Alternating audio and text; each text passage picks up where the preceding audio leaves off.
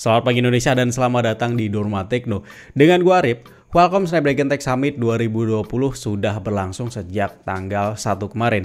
Dan akhirnya Qualcomm merilis SoC flagship mereka yang beberapa waktu belakang banyak banget dibahas bocoran dan juga prediksinya. So mari kita ucapkan selamat datang buat Qualcomm Snapdragon 888.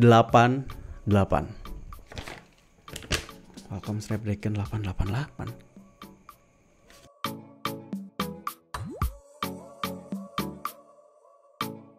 Ya, bener banget. Kalian nggak salah denger dan gua nggak salah baca skripnya. Karena emang kenyataannya SoC penerus Snapdragon 865 kemarin adalah Snapdragon 888.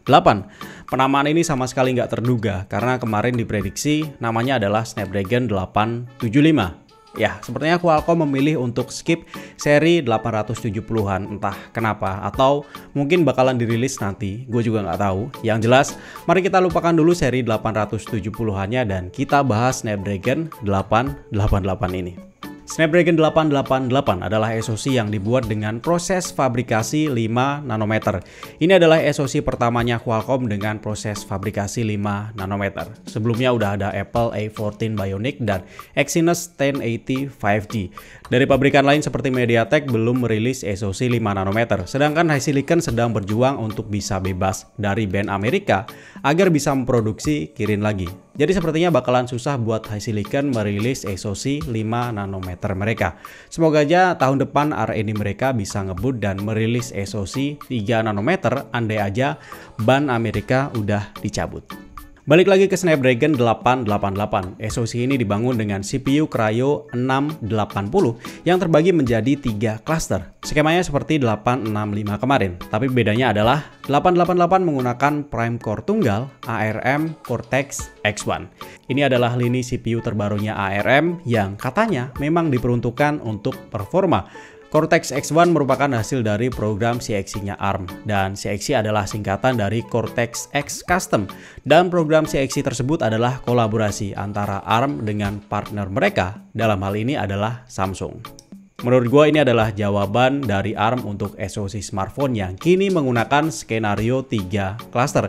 Jadi prime CPU-nya kini nggak lagi menggunakan high performance CPU yang di boost atau di overclock.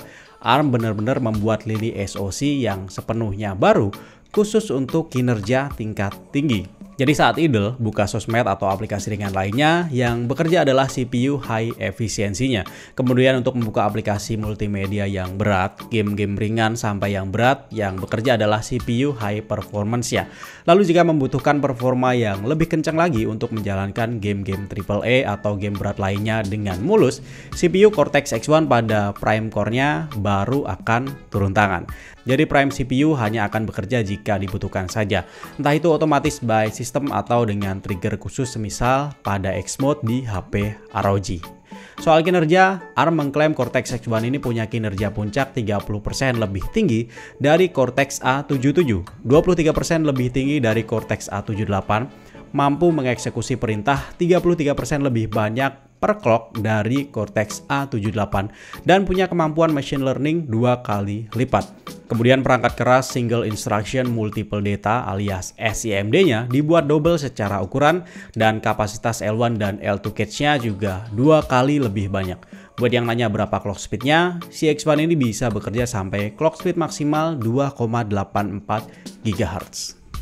Lanjut ke cluster high performance ya. Di cluster ini dipercayakan ke Cortex A78 dengan clock speed maksimal 2,4 GHz. Jika dibandingkan dengan Cortex A77 yang jadi basis CPU-nya Snapdragon 865 kemarin, CPU ini kinerjanya 20% lebih tinggi dengan konsumsi daya yang sama, atau lebih irit daya 50% dengan performa yang sama. Cortex A78 ini juga lebih kecil 15% secara fisik. Kemudian ke cluster high efficiency, ada Cortex A55 1,8 GHz. Meskipun udah digunakan sejak zaman Snapdragon 845, tapi tenang aja, pastinya Qualcomm men-semi custom Cortex A55 ini. Cortex A55 jadi Kryo 680 Silver dan Cortex A78 jadi Kryo 680 Gold. Jadi harusnya bakalan ada peningkatan. Nah, secara keseluruhan, CPU Kryo 680 ini menjanjikan peningkatan performa 25% di atas Kryo 585 pada Snapdragon 865 dengan efisiensi daya 25% lebih rendah.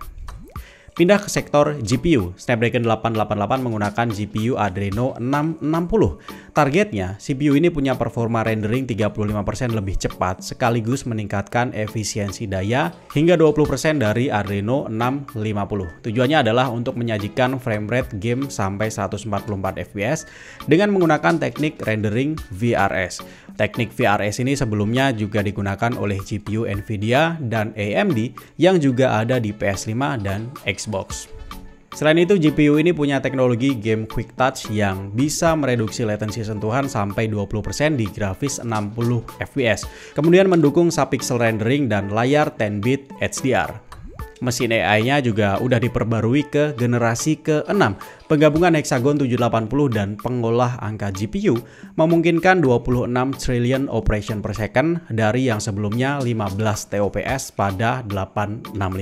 Efisiensi daya meningkat jadi 3 kali lipat, dan untuk lebih menghemat daya lagi, Qualcomm Sensing Hub generasi kedua bisa bekerja dengan daya di bawah 1 mA, namun bisa menghandle lebih banyak tugas dibanding generasi pertamanya.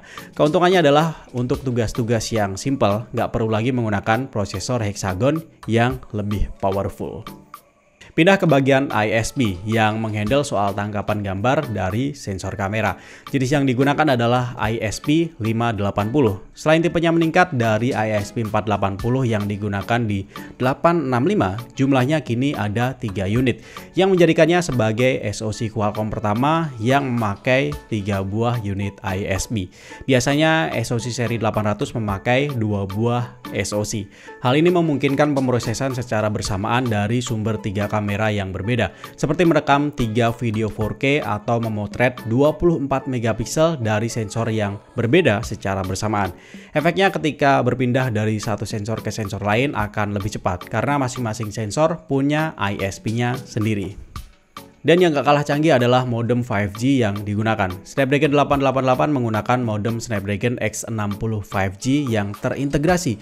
Hal ini menjadikannya sebagai SoC seri 800 pertama yang menggunakan modem 5G terintegrasi. Modem 5G generasi ketiga ini mendukung Sub-6 dan mmWave. Dia punya kecepatan downlink hingga 7,5 gigabit per second dan uplink hingga 3 gigabit per second. Snapdragon 888 juga punya sistem Fast Connect 6900 dengan Wi-Fi 6 berkecepatan 3,6 gigabit per second dan standar 6E dengan latensi yang rendah. Snapdragon 888 juga jadi SoC mobile pertama yang memenuhi standar Content Authenticity Initiative. Dia bisa menangkap gambar kemudian menyegel informasinya secara kriptografis. Kemudian dilengkapi juga dengan hypervisor yang merupakan fitur server dan desktop karena memungkinkan beberapa OS berjalan pada hardware yang sama tapi benar-benar terpisah satu sama lain. Jadi kalau misalkan OS yang satu kena retas, tidak akan berpengaruh ke OS lainnya. Tapi fitur ini lazimnya akan digunakan di tablet atau PC yang berbasis ARM. Mungkin aja kedepannya tablet Android flagship bisa dibuat dual boot dengan Windows 10 ARM secara mulus. Kemudian yang terakhir adalah sistem pengisian Quick Charge 5 yang diumumkan pada bulan Juli lalu oleh Qualcomm, kini dihadirkan di SoC ini. Dia mendukung pengisian 100 watt lebih yang bisa mengisi baterai berkapasitas 4500 mAh sampai 50% hanya dalam waktu 5 menit aja. Itu deh guys, SoC flagship terbaru Qualcomm Snapdragon 888. SoC ini sebelum dirilis sudah diperkenalkan ke banyak vendor smartphone, dan Xiaomi sepertinya akan jadi yang pertama merilis smartphone dengan Snapdragon 888 bernama Mi 11. Tapi sepertinya Realme juga gercep dengan mengumumkan Realme Race. Gue sendiri sih makin penasaran ya, gimana badasnya performa smartphone yang diotaki oleh SoC ini nantinya. Semoga aja pabrikan smartphone bisa memaksimalkan seluruh potensi yang ada di SoC ini. Oke, segitu aja guys. Kalau ada pertanyaan tentang SoC ini, tambahan info atau koreksi, langsung aja drop di kolom komentar. Like kalau kalian suka video ini atau silahkan dislike kalau kalian nggak suka. Jangan lupa subscribe. Ari pamit dan kita akan ketemu lagi di video selanjutnya. Wassalamualaikum warahmatullahi wabarakatuh and bye-bye guys.